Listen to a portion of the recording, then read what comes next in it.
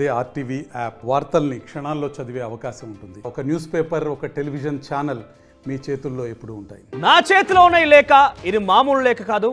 సుమారుగా 10 మంది అమ్మాయిలు 10 మంది మహిళలతో ఒక ఎమ్మెల్యే అక్రమ సంబంధమా లేకపోతే వారిని శారీరకంగా వాడుకున్నాడని, వారిని నయవంచన గురి చేశాడని ఏకంగా ఆ ఎమ్మెల్యే పేరును ఉద్దేశించి వారి వివరాలతో సహా ఒక వ్యక్తి ఆంధ్రప్రదేశ్ ముఖ్యమంత్రి చంద్రబాబు నాయుడుకి పంపించిన లేఖ ఇది. సో ప్రస్తుతం సత్యవేడు ఎమ్మెల్యే టీడీపీ ఎమ్మెల్యే కోనేటి ఆదిమూలం తీరు చర్చనీయాంశంగా మారింది. ఎమ్మెల్యే ఆదిమూలం రాసెళ్లపైన సీఎంకు సత్యవేడు ప్రజానికం పేరుతో ఒక లేఖ జారీ చేయబడింది. సో ఆ లేఖలో ఆ మహిళల పేర్లు, ఆ మహిళలకు సంబంధించినటువంటి అడ్రస్, మహిళల ఫోన్ నెంబర్లు అన్నీ ఉన్నాయి. సుమారుగా 10 మంది అమ్మాయిలతో 10 మంది మహిళలతో సత్యవేడు ఎమ్మెల్యే ఎక్కడెక్కడ ఏం చేశాడు, ఎలా వారిని టార్చర్ చేశాడు, ఎలా వారిని ఇబ్బందులకు గురి చేశాడు చాలా క్లియర్గా ఆ వ్యక్తి మీరు చూడొచ్చు లెటర్లో కనబడుతోంది. ఏం రాశారు ఏంటి అనేది చాలా క్లియర్గా పూర్తిగా కూడా ఇందులో మెన్షన్ చేశారు. ఈ లేఖ ఎవరు రాశారని కొంత సమాచారం తెలియాల్సి ఉంది. కానీ చాలా క్లియర్గా ఇట్లు తమ విధేయులు సత్యవేడు ప్రజానికం అంటూ ఆ పేరుతో, అంటే సత్యవేడు నియోజకవర్గ ప్రజానికం పేరుతో ఈ లెటర్ అనేది ముఖ్యమంత్రి చంద్రబాబుకు ముఖ్యమంత్రి కార్యాలయానికి జారీ చేయడం, ముఖ్యమంత్రి కార్యాలయానికి పంపించడం జరిగింది. మరి ఈ లేఖలో చాలా క్లియర్గా మహిళల పేర్లు ఉన్నాయి, వారికి సంబంధించిన వివరాలు ఉన్నాయి, వారి ఫోన్ నెంబర్స్ ఉన్నాయి, అడ్రస్లు కూడా ఉన్నాయి, ఎక్కడెక్కడ ఏం చేశాడు, ఎలా చేశాడు, ఎక్కడెక్కడ ఫామ్ హౌస్లో వారిని తీసుకెళ్ళాడు, ఎలా వారిని టార్చర్ చేశాడు, ఆ మహిళలకు ఏమేమి ఇచ్చాడు, ఆ కాంట్రాక్ట్లు ఇచ్చాడా, డబ్బులు ఇచ్చాడా, చీరలు ఇచ్చాడా, నగలు ఇచ్చాడా, ఇలా అన్ని వివరాలు పూర్తిగా ఇంత దగ్గరగా చూసిన వ్యక్తి అంటే తప్ప ఇంత క్లియర్గా ఏకంగా వారి పేర్లు, అడ్రస్లు, ఫోన్ నెంబర్లు, వారికి ఏమి ఇచ్చాడు అనేది కూడా ఇంత చెప్పడం చాలా కష్టంగా మారే అవకాశం ఉంటుంది. సో మీరు చూడండి, ఇక్కడ ఒక విషయం మీకు చెప్పాలనుకుంటున్నాను. 4th పాయింట్లో మీకు కనబడుతోంది, అక్కడ పేరు లేదు కాబట్టి నేను చెప్తున్నాను. యానాది ఎట్టు గ్రామంలో 2 మహిళలను వాళ్ళను శ్రీ సిటీ గట్ హౌస్లోకి తీసుకుపోతాడు. సో ఇలా ఎంత పక్కాగా అంటే సత్యవేడులో ఒక మహిళ అమ్మాయి బాగుందని రప్పించుకొని 10 ఎకరాల పట్టా చేసి ఇచ్చాడట. ఇలా చాలా ఉన్నాయి. ఇంకా అంశాలు చెప్పాలంటే ఒక ఎమ్మెల్యే భాగోతం, ఎమ్మెల్యే చరిత్ర మొత్తం, ఎమ్మెల్యే జాతకం మొత్తం ఈ లెటర్లో ఉంది. దీనికి సంబంధించి మరిన్ని అప్డేట్స్ మా ప్రతినిధి కృష్ణమోహన్ అందిస్తారు. కృష్ణమోహన్, ఇంతకీ లేఖ రాసింది ఎవరు? డెఫినెట్గా ఈ లేఖ చేస్తూనైతే పక్కాగా పేర్లతో సహా అడ్రస్లతో సహా రాసుకొచ్చారంటే ఆయనకు దగ్గరగా వెళ్ళినటువంటి వ్యక్తే ఒకరు చేసి ఉంటారు.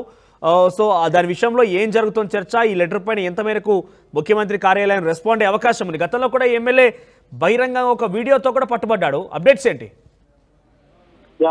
మొత్తం మీద ఎవరైతే టీడీపీ ఎమ్మెల్యే ఉన్నాడో ఆదిమూలం వ్యవహార శైలి ఇప్పుడు చివరికి సీఎం స్థాయికి కూడా చేరుతున్న పరిస్థితి.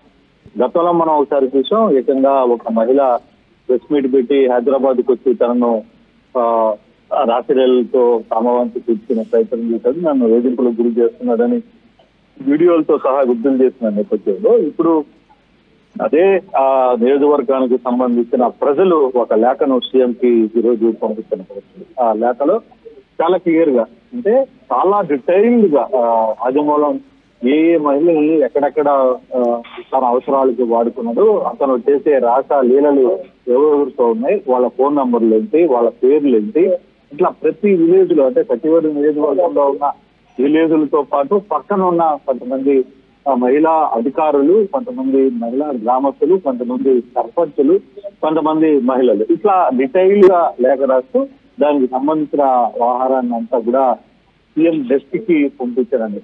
నిజంగా ఇది ఒకసారిగా ఈ లేఖతో సీఎంఓ షాక్ చేరింది. సీఎంఓ వ్యవహారం మీద చాలా సీరియస్ గా ఎంక్వైరీ ప్రారంభించినప్పుడు ఏం జరుగుతుంది, అసలు వాళ్ళు చివరిలో కూడా ఒకే రాశారు. ఈ సత్యవేడు ప్రజానికంలో చాలా మంది ఇతని మీద కంప్లైంట్లు ఇస్తున్న నేపథ్యంలో ఈ లేఖ సారాంశం చాలా పెద్ద ఎత్తున, అంటే సత్యవేడు ఎమ్మెల్యే ఆయన వ్యవహరిస్తున్న తీరు నియోజకవర్గంలో గడిచిన వ్యవహారంలో కావచ్చు, ఇప్పుడు జరుగుతున్న తీరులో అతను వైసీపీ నేతలతో ఏ విధంగా ప్రవర్తిస్తున్నారు, ఆయన వైసీపీ నేతల్ని అడ్డగా పెట్టుకొని ఇక్కడ టీడీపీ కార్యకర్తల్ని, టీడీపీ కోసం పనిచేసిన కార్యకర్తల్ని ఎంత దూరం పెడుతున్నాడు, అన్ని అంశాలతో పాటు ఒక లేఖను చాలా క్లియర్ గా సీఎంఓ డెస్క్ అయితే పంపించారు. దీని మీద ఎంక్వైరీ దీని మీద పూర్తి స్థాయిలో ఎంక్వైరీ కూడా జరుగుతుంది. అసలు ఇప్పటికే ఆదిమూల వ్యవహారం మీద పెద్ద తలనొప్పి టీడీపీగా మారిన నేపథ్యంలో చివరికి మళ్ళీ ఇతను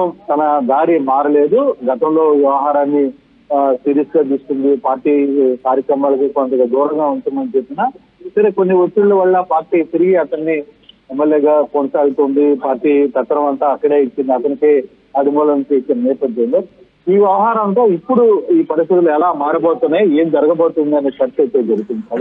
ఓవరాల్ గా ఒకరిద్దరు కాదు 50 మందికి పైగా ఒక కాలేజీ అమ్మాయిలను కూడా పర్మనెంట్ ఒక రూమ్ తీసుకొని ఇదే పనిగా వారిపైన లైంగికంగా దాడికి పాల్పడేవాడు, దాంట్లో ఆయన కుమారుడు కూడా ఉన్నాడని ఒక అంశాన్ని ఈ లెటర్లో పొందుపరిచారు. ఏంటి నిజమా కాలేజ్ అమ్మాయిలని అందులో పనిచేసే వ్యక్తులే ఆదిమూలం దగ్గరికి పంపించేవారా? ఈ రకంగా జరిగిందా? ఇది చాలా సెన్సేషనల్ విషయం. ఎందుకంటే ఒక ఎమ్మెల్యే పర్మనెంట్గా రూమ్ తీసుకొని కాలేజ్ అమ్మాయిలను అక్కడ లైంగికంగా దాడి చేశారంటే ఇది ఒక బిగ్గెస్ట్ న్యూస్గా ఉండే అవకాశం ఉంది. సో దాని విషయంలో చర్చ తీసుకునే అవకాశం ఉందా? ప్రభుత్వం దీని మీద కొంత రియాక్ట్ అయింది. ఈ ఆహారం నిన్న 2 రోజుల ముందే ఏమో డెస్క్కి ఈ లేఖ రావడంతో ఒక్కసారిగా సంబంధిత అధికారులకు ఏమో నుంచి కూడా ఈ లేఖను పంపించారు. పూర్తిగా ఎంక్వైరీ చేయండి, అసలు ఏం జరుగుతుంది, ఎటువంటి పరిస్థితులు ఏం జరిగింది. మొన్నటి వరకు అఫీషియల్ గా నేరుగా ఆయన వ్యవహారాలతో కూడా బయటపడింది. కానీ ఇప్పుడు జరుగుతున్న వ్యవహారంలో ప్రభుత్వం ఏ విధంగా నిర్ణయం తీసుకోబోతుందో చూడాలి. కేవలం చదువుకున్న అమ్మాయిలనే కాదు, చాలా మంది అమ్మాయిలని అమాయకంగా మభ్యపెట్టి వాళ్ళకి స్థలాలు ఇస్తానని, లేకపోతే ఇంకోటి చెప్పి ఈ విధంగా మోసం చేయడం ఇతని అలవాటు అనేది. మరోవైపు ఇతని యాంటీ వర్గం కూడా ఈ వ్యవహారంలో ఏమైనా చేస్తుందా అనే ఒక చర్చ కూడా జరుగుతోంది. ప్రభుత్వం వ్యవహారం మీద కొంత లోతైన విచారణ అయితే చేపట్టారు. బాధితుల పేర్లు చాలా క్లియర్ గా ఉన్నాయి కాబట్టి లెటర్ చర్చనీయాంశంగా మారింది, వైరల్ గా మారిన నేపథ్యంలో బాధితులు ఎవరైనా బయటకు వస్తున్నారా, లేదంటే ఈ లెటర్ తప్పు, మాకు ఆయనకి ఎటువంటి సంబంధం లేదు. గతంలో కూడా రెడ్ హ్యాండెడ్ ఒక వీడియోతో బట్టబయలైన నేపథ్యంలో కూడా సదరు మహిళ ఆ ఎమ్మెల్యేతో స్వయంగా నా స్వతహాగా నేనే అక్కడికి వెళ్ళానని చెప్పుకొచ్చారు. సో అదొక చర్చ జరిగింది. ఇప్పుడు కూడా ఈ 10-20 మంది పేర్లు ఎవరైతే మెన్షన్ చేసి క్లియర్గా పేర్లతో సహా ఫోన్ నెంబర్లు, అడ్రస్ కూడా మెన్షన్ చేశారు లెటర్లో. కాబట్టి ఎవరన్నా ఎస్ మాకేం సంబంధం లేదు, మా పేరు తప్పుగా మెన్షన్ చేశారని బయటకు వచ్చి ఈ లెటర్కి వ్యతిరేకంగా చెప్పడం కానీ, అవును మేము ఆదిమూలం చేత బాధించబడ్డ వాళ్ళమని సపోర్ట్ ఇవ్వడం కానీ ఏమైనా జరుగుతోందా? అంటే ఇప్పుడు వరకు ఈ లేఖ వ్యవహారం చాలా లోతుగా ఎవరికి తెలియకుండానే ఎంక్వైరీ స్టార్ట్.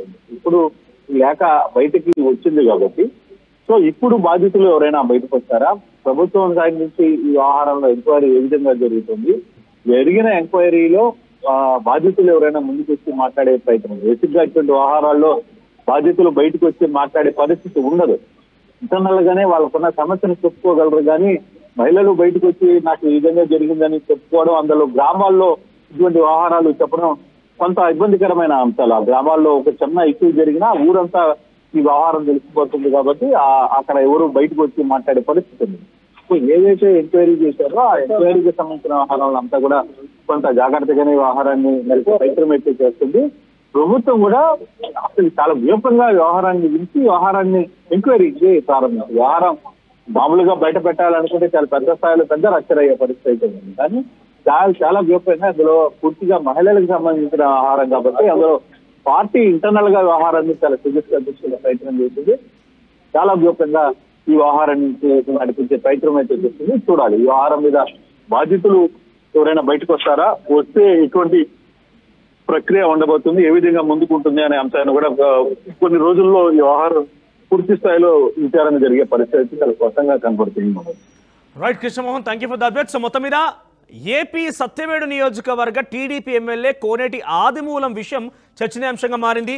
దానికి సంబంధించి ఒక లేఖ నా దగ్గర కూడా ఉంది. సత్యవేడు ప్రజానికం పేరుతో ఒక లెటర్ సీఎంఓ కార్యాలయానికి చేరుకుంది. దీంట్లో చాలా క్లియర్గా ఎవరెవరి దగ్గర ఆయన ఎటువంటి నయవంచనకు పాల్పడ్డాడు, ఏ రకంగా వారిని ఇబ్బందులకు గురి చేశాడు, ఏ రకంగా వారిని ఇబ్బంది పెట్టాడు, ఏ రకంగా వారిపైన లైంగికంగా దాడికి పాల్పడ్డాడు, అమ్మాయిల పేర్లు, ఆ మహిళల పేర్లు పక్కా ప్రూఫ్స్తో సహా, నెంబర్లు, అడ్రస్తో సహా ఈ లేఖలో పొందుపరిచారు.